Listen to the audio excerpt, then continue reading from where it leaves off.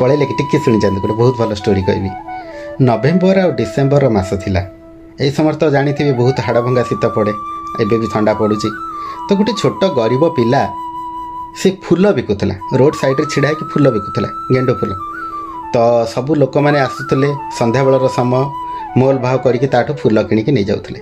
यही समय कौन है जड़े सृजनशील व्यक्ति भद्र व्यक्ति जड़े से पिलाटर अवस्था देखिकी सी आ सही पारे पाख दुकान को जाइए गोटे साल किणिले साल किणिकी आणिकी से पिलाटी को देले।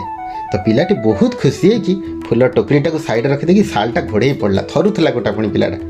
तो यही समय कौन है से व्यक्ति जनक हाथ को धरिकी खुशी है कि कहला बहुत माने प्यार से जे आपण भगवान ना सर।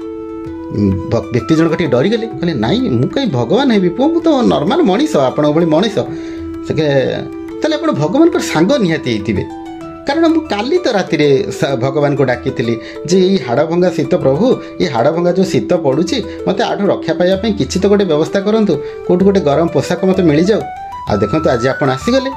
तो यह शुणिकी व्यक्ति जनक टिके अल्प हसी देकी आउ रास्तार से चलीगले। आ गला बेले से भावुले जे भगवान सांग हवा कि सांगर आख्या पाइबा किसी बड़ कथा नुह।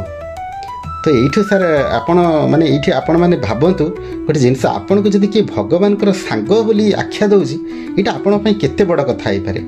कारण संसार दीटा नियम आज्ञा आपण इधर किसी छाड़ी जीवे ना दान करके जीवे ऊपर को लेकिन जीवार कौन सी व्यवस्था ना अर्थी हो कि कफन कौन भी पकेट दि जाए जे आपण आपणकर भौतिक जीवन किसी धन संपत्ति आपणकर गाड़ी घोड़ा नहीं कि पलैबे जदि नहीं कि जीवे केवल आपणकर मनीषत्व आपण मानविकता आउ ये जो सुकर्मर फल आज्ञा।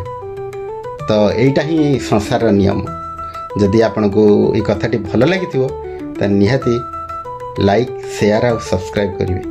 आपणकर जदि मतामत केमती लगुच ये स्टोरीटा केमती लगुच आपन को कि आपन मु भूल कहूँ कि ठीक कहूँ आप मतामत निहाती जनइबे बोली मु आशा करछि। ओम साईराम।